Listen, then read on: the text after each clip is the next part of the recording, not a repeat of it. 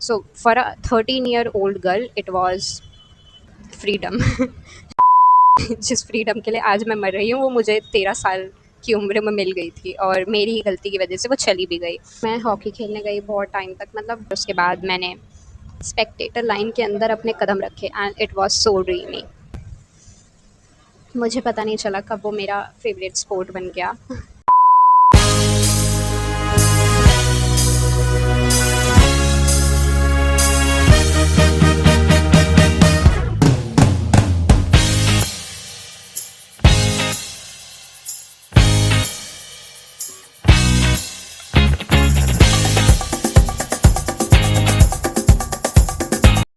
So hey guys, welcome back to my YouTube channel. This side is Manvi. I hope आप सब ठीक होंगे, अच्छे होंगे और आपके घर में सब कुछ मंगल होगा। यस, मुझे देख के ऐसा लग नहीं रहा है कि मैं ही हूँ मानवी कपिल, क्योंकि मैंने थोड़ा सलमान खान वाला तेरे नाम वाला लुक ले लिया है। But I hope you guys understand. So guys, मैंने पिछली वीडियो में बोला था आप लोगों को कि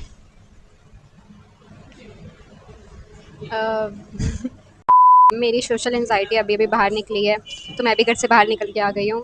अब I don't have any idea what the hell I am doing here, but I thought to change my location. और पता नहीं आके जो well, the team is good, no comments.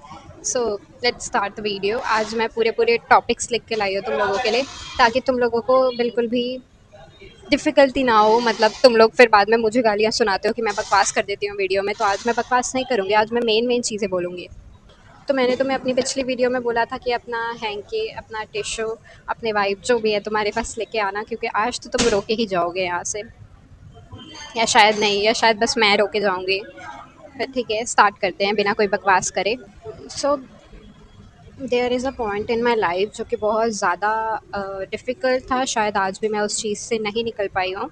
And I really want to talk about this. ये पूरी, मतलब जो मैंने अभी तक सारे पार्ट्स बताए हैं, शायद सिर्फ इस एक चीज़ को बताने के लिए मैंने पिछले पार्ट्स बताए थे, क्योंकि वो इस चीज़ की रूट थी कहीं ना कहीं। सो स्टार्ट करते हैं।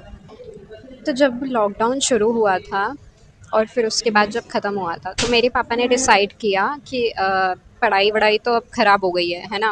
मतलब उस टाइम लॉकडाउन में बच्चों की पढ़ाई इतनी ज़्यादा ख़राब हुई थी, क्योंकि फिर उसके बाद हमें फ़ोन यूज़ करने के लिए बोल दिया था टीचर्स ने, और फिर फ़ोन यूज़ करना मेरे पेरेंट्स के लिए शायद बहुत बुरी बात थी उस टाइम, क्योंकि वही मेन कह सकते हैं कि वहीं से हमारी ज़िंदगी तबाह हुई थी, जब लॉकडाउन में टीचर्स ने हमें ऑनलाइन क्लासेस लेने के लिए बोला था और फिर हमें फ़ोन चलाने का शौक़ चढ़ गया था, आज तक भी नहीं उतरा है। फिर उसके बाद मेरे पापा ने सोचा था कि पढ़ाई वढ़ाई तो नहीं हो रही है, तो मेरे को फिर से किसी स्पोर्ट्स में डाल दिया जाए। सो ही आस्क्ड मी कि तेरे को करना क्या है? तो मैंने कहा ठीक है, जो भी आप कराओगे मैं तो कर लूँगी, है ना, मेरे को तो कोई ऐसा इशू नहीं है इस चीज़ में। और फिर उसके बाद उस टाइम पता नहीं मेरे पापा को कहीं से सुनने को मिला था कि कोई कोई तो बच्चा स्टेडियम जाता था उनके नोन में, तो उन्होंने क्या किया, सॉरी, उन्होंने फिर मेरे को बोला कि तू भी स्टेडियम जा, किसी स्पोर्ट्स में पार्टिसिपेट कर ले, और मतलब उसके बाद फिर सब कुछ बढ़िया बढ़िया हो जाएगा। मतलब स्पोर्ट्स, उनको स्पोर्ट्स बहुत पसंद है, और फिर उन्होंने दंगल भी 1000 बार देख लिया, मुझे भी दिखा दी है। तो उनको ऐसा लगा कि sports is something that I can do better than studies. तो उन्होंने फिर से सोचा मुझे किसी स्पोर्ट्स में डालने का। फिर हमने स्टेडियम ढूंढा, फिर मैंने स्पोर्ट चूज़ किया, क्योंकि मुझे पता क्रिकेट में तो कंपटीशन बहुत है। हमारे इंडिया के जो बच्चे होते हैं उसमें से 70% बच्चे क्रिकेट में ही जा रहे हैं, और 30% इधर उधर पढ़ाई कर रहे हैं या दूसरे स्पोर्ट में जा रहे हैं। और ना मुझे रेसलर बनना था, ना मुझे जैसे दंगल में, ना मुझे वो सब करने का मन था, ना कबड्डी वगैरह। सो सिर्फ एक ही स्पोर्ट था जो शायद मुझे पसंद आ गया। सो आई टोल्ड हिम कि मैं स्विमिंग करूँगी। There is a stadium in Delhi, major Dhyanchand stadium, वहाँ पे उन लोगों ने, मतलब वहीं पे स्विमिंग सिखाते हैं, ठीक है। तो हम लोग वहाँ गए, मैं डैडी हम लोग गए कि एडमिशन चाहिए हमें भी। और उसके अलावा भी मैंने एक दो जगह पूछा था, बट मेरे को ऐसा लगा था, मतलब उनको, डैडी को ऐसा लगा कि वो बहुत छोटे छोटे इंस्टीट्यूट थे, उनमें ऐसा क्या ही सिखा देंगे जो स्टेडियम में नहीं सिखा सकते।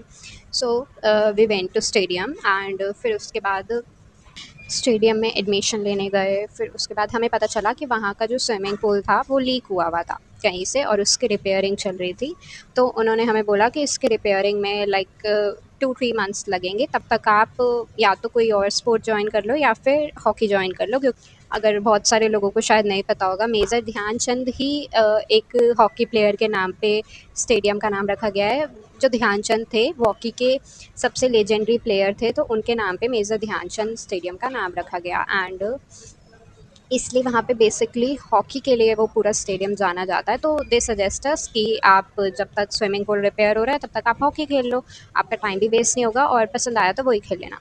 और मैंने तो हॉकी का नाम शायद दूसरी तीसरी बार सुना था। मेरे को नहीं पता था क्या होता है उसमें, क्यों होता है, वो गेम ही क्या है, मुझे कुछ भी नहीं पता था। फिर उसके बाद मेरे पापा ने मुझे वहीं पे कन्विंस किया पूरा कि तू हॉकी खेल ले, हॉकी बहुत बढ़िया स्पोर्ट है वगैरह वगैरह। क्योंकि डैडी, मेरे जो पापा हैं, उन्होंने अपने स्कूल में और अपने कॉलेज में हॉकी में पार्टिसिपेट कर रखा है। उनकी एक स्टिक भी है घर पे, अभी तक भी है। तो he know a lot about hockey, तो ही सजेस्ट में कि तू हॉकी ले ले, इससे बढ़िया स्पोर्ट कोई नहीं मिल सकता तुझे, स्विमिंग तो ऐसी बकवास है वगैरह वगैरह। बट मैंने उनको क्लियर कर दिया था कि अगर मैं हॉकी में जाऊँगी भी, पर वो सिर्फ उस टाइम के लिए होगा जब तक स्विमिंग पूल रिपेयर नहीं हो जाता पूरी तरीके से, और जैसे ही रिपेयर होगा मैं शिफ्ट हो जाऊँगी। तो ही सेड कि ठीक है, तेरे को जो करना होगा कर लियो, पर अभी तू हॉकी में चली जा। फिर उसके बाद वहाँ पे एडमिशन करा लिया हमने, रजिस्टर किया, एडमिशन हो गया, कार्ड मिल गया। फिर उसके बाद मेरे को स्टिक दिलाई और यूनिफ़ॉर्म वगैरह दिलाई, बॉल दिलाई, और फिर ऐसे ही चलता गया। फिर उसके बाद मुझे पता नहीं चला कब वो मेरा फ़ेवरेट स्पोर्ट बन गया। But it was a really good time. फिर मैं हॉकी खेलने गई बहुत टाइम तक, मतलब जैसे मेरे को कुछ नहीं पता हॉकी के बारे में, तो ऑब्वियस है कि मुझे नहीं खेलना आता। तो जैसे ग्राउंड के बाहर जो हमारा एक ग्राउंड होता है ना जो हॉकी का, उसमें स्पेक्टेटर लाइन होती है जो, उसके स्पेक्टेटर लाइन के आउट में यार्ड होता है पूरा, मतलब थोड़ा स्पेस होता है जिसमें ईज़िली जो बिगिनर्स हैं वो प्रैक्टिस कर सकते हैं आराम से। तो मेरे को उस लाइन के बाहर ही रखा हमारे कोच ने। तो फिर मैं वहाँ प्रैक्टिस करती थी बहुत, एक मतलब कुछ दिन तक तो मेरे को किसी ने कुछ नहीं बताया, ना ही हमारे कोच आए, ना किसी ने कुछ बताया कि क्या करना है। मतलब कोच आते थे बट उन्होंने कुछ बताया नहीं कि क्या करना है एग्जैक्टली, तो मेरे को जो लगता था मैं करती थी। फिर उसके बाद कुछ दिन बाद एक फ़ीमेल कोच आई, फिर उन्होंने मुझे सिखाया। स्पेक्टेटर लाइन के अंदर ही आप तब जा सकते हो जब आप एक अच्छे अच्छे खासे प्लेयर हो चुके, मतलब आपको बेसिक रूल्स वगैरह और बेसिक खेलना तो आ गया हो, फिर आप स्पेक्टेटर लाइन के अंदर एंटर कर सकते हो। तो यही हुआ। फिर मैंने बहुत टाइम तक प्रैक्टिस करी। मेरे इतने ज़्यादा कोई फ्रेंड नहीं थे, 1-2 दीदी थी जिनसे मैं नॉर्मली बात कर लेती थी, हाय हेलो वो भी। और फिर उसके कुछ टाइम बाद फिर एक दीदी से ओवरऑल बहुत टाइम बाद जाके, कुछ 10-15 दिन बाद जाके एक दीदी मुझे मिली। उनका भी कोई दोस्त नहीं था, मेरा भी कोई दोस्त नहीं था। तो हम दोनों एक दूसरे के दोस्त बन गए। फिर उसके बाद उन दीदी ने मुझे बहुत सारी चीज़ें सिखाई और अच्छी तरीके से सिखाया। बाकी जो मेरी फ़ीमेल कोच थी, शी वॉज़ रियली गुड, क्योंकि वो मेरे को कुछ ना कुछ सिखाती ही रहती थी, और जो मेल कोच थे वो घंटा कुछ नहीं सिखाते थे।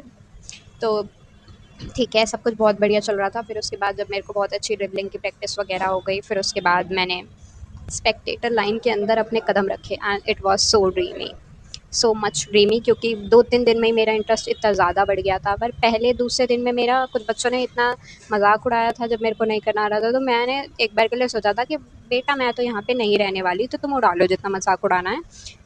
मेरे को बिल्कुल अच्छा नहीं लगता जब कोई मेरा मजाक उड़ाता है, जब मैं अपना पूरा ट्राई कर रही हूँ तो काफ़ी बुरा लगा, बट ठीक है। फिर उसके बाद थोड़ी स्पेक्टेटर लाइन के अंदर गई, फिर बहुत अच्छे से प्रैक्टिस करने लग गई, रोज़ स्टेडियम जाती थी वगैरह वगैरह। बहुत हैप्पीली आफ्टर लाइफ हो गई थी मेरी। क्योंकि सबसे मेन चीज़ ये थी कि मेरे को लाइफ में पहली बार घर से निकलने को मिल रहा था, वो भी 8th क्लास में। I was so young, I was like 13 year old.